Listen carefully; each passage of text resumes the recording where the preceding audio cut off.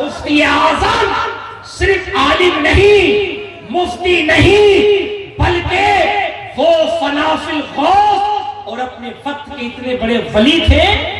سرکار مفتی اعظم ہند عصر کی نماز پڑھ کر کے جب رضا مسجد سے باہر نکلے نا تو ایک فقیر بڑا ہی میلا کچیلا لباس پہنے ہوئے، عجیب سی اس کی حالت، بال بکھرے ہوئے نا، بال بکھرے ہوئے، اس کے سٹر دکھ رہے تھے، عجیب پاگل کی طرح رضا مسجد کے دروازے پہ کھڑا تھا، یوں کھڑا تھا نا۔ عصر کی نماز پڑھ کے سب نکلے، سرکار مفتی اعظم تشریف لائے۔ جب تشریف لائے تو مفتی اعظم اس کے قریب رک گئے۔ وہ جو دیوانہ مجذوب تھا نا، جس کی حالت عجیب و غریب تھی، نہ سطر ڈھکنے کا اندازہ، نہ لباس درست، نہ حالت درست، بال بکھرے، عجیب پاگل کی طرح، مجنون کی طرح، دیوانے کی طرح۔ میرے مفتی اعظم ہند وہاں رک گئے اور مسکرانے لگے، مسکرانے لگے۔ اس نے ایک رکا دیا، وہ ادھر دیکھ، اس دیوانے نے ایک رکا دیا، ایک کاغذ، ایک چٹ، ایک لیٹر کا ٹکڑا دیا۔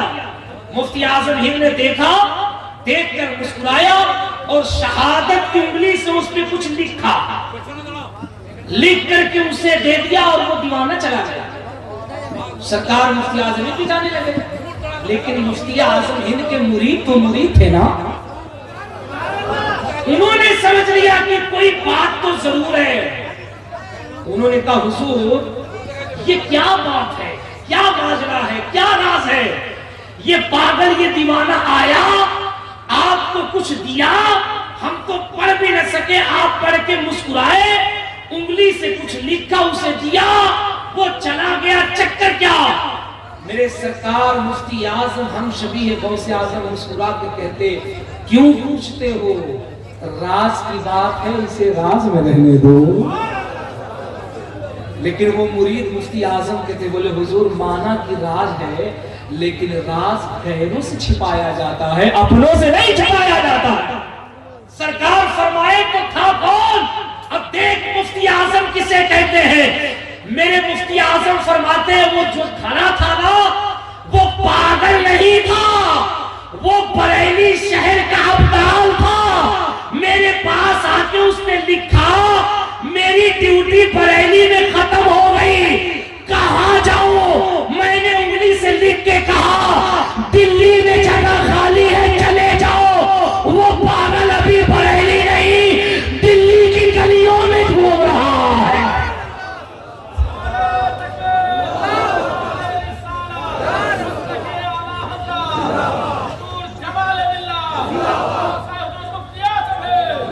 وہ ہے سرکار مفتی اعظم، ان کا لاڈلا، ان کے دیار، ان کے گود، ان کے فیضان میں پلی ہوئی ذات، جن کو حضور جمال ملت کہتے، جن کے دم قدم سے نہ جانے بریلی شریف اور اطراف میں اہل سنت کی کتنی تنظیمیں آباد ہیں۔ میں تمہیں ایک بات اور بتاتا ہوں مفتی اعظم کی۔ میرے سرکار مفتی اعظم دلی تشریف لے گئے نا تو آپ کا ایک مرید آیا اور آپ کے بولا کہ حضور میرا ایک پڑوسی مولوی ہے جو بہار کا رہنے والا ہے، وہ علم غیب کا منفی پہلو اپنا کر کے مجھ سے عجیب عجیب سوال کرتا ہے، میں اس کا جواب تو دیتا ہوں لیکن وہ قائل نہیں ہوتا، وہ مجھے پھنسا لیتا ہے، اور حضور آپ کے آنے کی اس کو خبر ہے، ٹھیک ویسے ہی جیسے آج بیر بھوم میں حضور جمال ملت کے آنے کی دھوم مچی ہوئی ہے۔ کہا حضور آپ کے آنے کی خبر ہے، اور میں نے اس سے کہا ہے کہ میرے پیر صاحب تشریف لائے ہیں، حضور وہ آئے گا اور وہ بڑا عجیب و غریب علم غیب پہ سوال کرے گا، حضور کتاب کا مطالعہ کر لیجئے، اس کا جواب دیجئے گا۔ مفتی اعظم نے کہا کتاب کا مطالعہ اور میں کروں؟ میرے یہاں تو میری خانقاہ میں اگر بڑے بڑے لیڈر آئیں تو ایک اشارے سے ان کی حکومت بدل جاتی ہے، آنے تو دو اس کو۔ ملا جی آئے، آ کے بیٹھ گئے اور سرکار مفتی اعظم کے قریب بیٹھ کر کے علم غیب پہ 10 سوال کیا، 10 سوال، اور مسکرانے لگے۔ تو میرے سرکار مفتی اعظم نے کہا مولانا کیوں مسکرا رہے ہو؟ کہا حضور اب تو سوال کر کے آپ کو پھنسا دیا ہے، آپ تو جواب ہی نہیں دے پائیں گے۔ اس جاہل کو کیا پتا یہ کس کے سامنے سوال کر رہا ہے؟ یہ وہ ذات بیٹھی ہے جس پہ عرب کے بڑے بڑے علماء ناز کرتے ہیں، عرب کے بڑے بڑے کرتے ہیں, ہے کہ نہیں؟ سنو, میرے مفتی اعظم نے کہا میں تمہارے 10 سوال کا جواب دوں گا, لیکن میرے 3 سوال کا جواب پہلے تم دو. تو کہا حضور آپ بریلویوں کی یہی عادت ہے, آپ سوال کرتے نہیں ہیں, پہلے ہی سوال چھوڑ دیتے ہیں.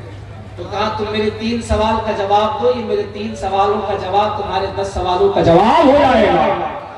کہہ دو نا سبحان اللہ, 10 سوالوں کا جواب ہو جائے گا. میرے مفتی اعظم نے کہا میرا پہلا سوال بتاؤ, ایک ایسا مولوی جو بہار کا رہنے والا ہے, دلی شہر میں آ کے رہتا ہے, بہار سے قرضہ لے کر کے بھاگا ہے, دلی میں رہتا ہے, قرضہ دینے کا ارادہ نہیں رکھتا ہے, بتاؤ شریعت میں اس مولوی کے بارے میں کیا حکم ہے؟ میرا دوسرا سوال, ایک مولوی جو بہار کا رہنے والا ہے, گھر میں اس کی بوڑھی ماں ہے, وہ اپنے ماں کی خدمت نہیں کرتا, دلی میں عیش و عشرت کی زندگی گزار رہا ہے, بتاؤ اس مولوی کے بارے میں شریعت کا کیا حکم ہے؟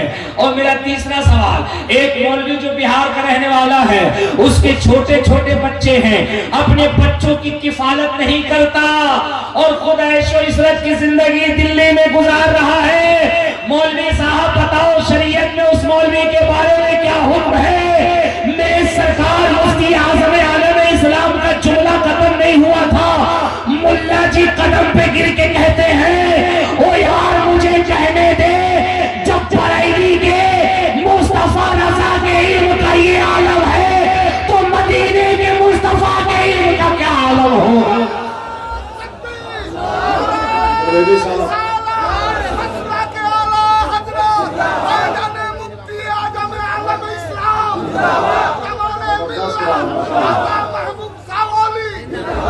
سمجھ گئے؟ کہا حضور یہ جو تینوں سوال آپ نے کیے, یہ مولوی کوئی اور نہیں, وہ تو آپ کے سامنے کھڑا ہے. سرکار مفتی اعظم نے کہا کچھ اور پوچھنا ہے؟ کہا حضور کچھ نہیں, بس میں قدموں پہ گر کے کہتا ہوں پھر سے کلمہ پڑھائیے اور اپنے مریدوں میں شامل کر کے اپنا غلام بنا لیجیے. اب سنو, میں آخری بات کہہ کر کے تم سے رخصت ہو رہا ہوں. میں نے اپنی گفتگو کو کہاں چھوڑا کہ داتا کے عرس میں آئے ہوئے, اس عرس مقدس سے پیغام لے کر جاؤ. پوری دنیا آج ہمارے تم پر تحقیق کر رہی ہے, اسلام پہ ریسرچ ہو رہا ہے, تم کروڑوں کی تعداد میں ہندوستان کی سرزمین پہ بستے ہو, پھر تمہاری حالت اتنی کمزور کیوں ہے؟ اس کی ایک بنیادی وجہ ہے کہ تم بہت کثیر تعداد میں ہو کر بھی تم نے مصطفیٰ کا طریقہ چھوڑ رکھا ہے. داتا کے اس بزم سے یہ پیغام لے کر جاؤ, قرآن کو مضبوطی سے پڑھو. حیرت ہے یار, تم مسلمان ہو کر کے قرآن نہیں پڑھتے, بہنیں میری گھر میں قرآن نہیں پڑھتی, وہ مسجد کے امام سے کہتی حضرت دعا کر دو بچے کو نظر لگ گئی. ابے سرکار غوث پاک سے پوچھ, میرے آقا غوث پاک فرماتے ہیں بچے کو نظر لگ جائے, ماں اپنے ہتھیلی پہ آیت الکرسی پڑھ کے اپنے بچے کے چہرے پہ ہاتھ پھیر دے, بچے کو بہت زیادہ نظر لگی ہوگی, ماں کے دعا کی برکت سے نظر دور ہوتی ہوئی نظر آئے گی. قرآن پڑھو گے تب نا. تم تو قرآن نہیں پڑھتے, لیکن ایک بہت بڑا کرسچن جو بہت بڑا کرکٹر تھا, بہت بڑا کرکٹر ہے جس کا نام تاریخ میں یوسف یوحنا ہے, کرسچن ہے, پیسے کی کمی نہیں, ارب پتی خرب پتی ہے, بڑی بڑی لینڈ کروزر مرسڈیز BMW کاریں اس کے دروازے پر کھڑی ہیں. آج تو اسی دولت کو کمانے کے لیے نماز روزہ حج و زکات سب سے دور ہو گئے ہو. اس کے پاس تو کسی چیز کی کمی نہیں نا. بیر بھوم کے لوگوں اچانک اس کے سینے میں درد ہوا, تکلیف ہوگی, وہ دنیا کے بہت بڑے ہارٹ کے ڈاکٹر تیغاسن کے پاس پہنچا, اور تیغاسن کے پاس پہنچ کے کہتا ہے yes I admit this knowledge about science and admit something wrong, then he will be punished by burning his skin and then Allah. مجھے ڈاکٹر چیک کر کے بتاؤ میرے ہارٹ میں پرابلم, اتنی تکلیف کیوں ہو رہی ہے؟ تیغاسن نے اس کے ہارٹ کی جانچ کر کے کہا مجھے کوئی بیماری سمجھ میں نہیں آتی, تمہاری بیماری لا علاج ہے, اس کی دوا ہمارے پاس نہیں ہے, ہماری مشین بتاتی نہیں. وہ تو کہتا تمہارا ہارٹ بالکل ٹھیک ہے, درد کیوں ہوتا مجھے پتا نہیں ہے. تیغاس اپنی بایوگرافی کے اندر وہ لکھتا ہے, یوسف یوحنا اپنی بایوگرافی میں لکھتا ہے, ایک دن صبح کے وقت میں چھت پہ اپنی ٹیرس پہ ٹہل رہا تھا کہ میری نگاہ اچانک نیچے سڑک پہ گئی. میں نے دیکھا ایک شخص جس کے چہرے پہ داڑھی, سر پہ ٹوپی ہے, جسم پہ اسلامی کلچر کے مطابق ڈریس ہے, اس کے چلنے کی ادا بتا رہی ہے, یہ کوئی اور نہیں مدینے والے کا غلام جا رہا ہے. اس کے چلنے کی ادا بتا رہی تھی. وہ دوڑ کے آ کے کہتا about Samson had done something wrong then he will be punished by burning his skin and death Allah. میں مہینوں سے درد سے پریشان ہوں, کیا اس کی دوا تمہارے پاس کوئی اور ہے؟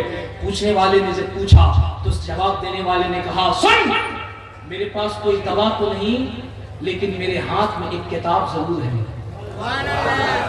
جہاں تک میری آواز پہنچی ذرا وہاں تک کے لوگ زور سے کہہ دے سبحان اللہ. کہا میرے ہاتھ میں ایک کتاب ہے. اس کا مطلب اس کا ٹرانسلیشن انگلش میں لکھا ہے جو تو سمجھ سکتا ہے.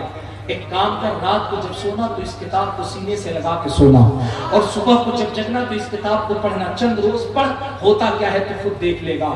وہ لکھتا اپنی کتاب کے اندر I believe that everything that has been recorded in the Quran 1400 years ago must be true. وہ کرسچن, وہ یہودی جو صلیبی کہتا ہے یار جس درد کا دنیا کے کسی ڈاکٹر کے پاس علاج نہیں تھا, اللہ کی عزت کی قسم جس کے قبضے قدرت میں میری جان ہے, میں نے چند روز تک اس کتاب کو اپنے سینے سے کیا لگایا, ایسا لگتا تھا کہ یوحنا کا سینہ سینہ نہیں مصطفیٰ کا مدینہ بن گیا ہے. درد کا آقا پتا نہیں تھا. پھر میں نے فیصلہ کیا یار جب مسلمانوں کی دھارمک پستک قرآن کے اعجاز کا یہ عالم ہے تو مدینے میں رحمت للعالمین کا مرتبہ کیسا ہو. یوسف یوحنا کہتا ہے اس قرآن کے اعجاز کو دیکھ کر کے میں نے آقا کا کلمہ پڑھا اور میں مسلمان ہو گیا. دنیا تیزی سے اسلام کی طرف آ رہی ہے. میرے پاس وقت نہیں ورنہ میں بتاتا.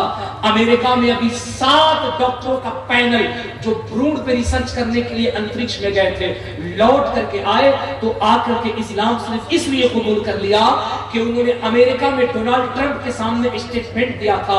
انہوں نے کہا تھا it is clear to me that this statement must have come to Muhammad صلی اللہ علیہ وسلم. اور تم کہتے ہو کہ اسلام کو دنیا سے مٹا دیا جائے گا, ہم تو انترکش سے ہو کر کے آ رہے ہیں یار. ہم نے تو وہاں بھی دیکھا ہے کہ زمین سے ایک گرین کلر کا پرکاش ہے جو چندرما کی طرف جا رہا ہے. ہم نے جب فیک اور ود لینس میں اس روشنی کو ریسرچ کیا تو ہم نے پایا کہ وہ روشنی اس پرتھوی کے بیچ سینٹر سے جا رہی ہے, اور وہ پرتھوی کا بیچ سینٹر کوئی اور نہیں, وہ جگہ ہے جس حصے پہ مکہ شریف آباد ہے اور مدینہ شریف آباد ہے. مجھے کہنے دو جب گنبد خضرا کا فیض زمین و آسمان تک جاری و ساری ہے تو محمد کے دین سے اچھا کوئی دین نہیں ہو سکتا ہے. اور وہ 7 سائنٹسٹ میرے آقا کا کلمہ پڑھ کر کے اسلام میں داخل ہو گئے.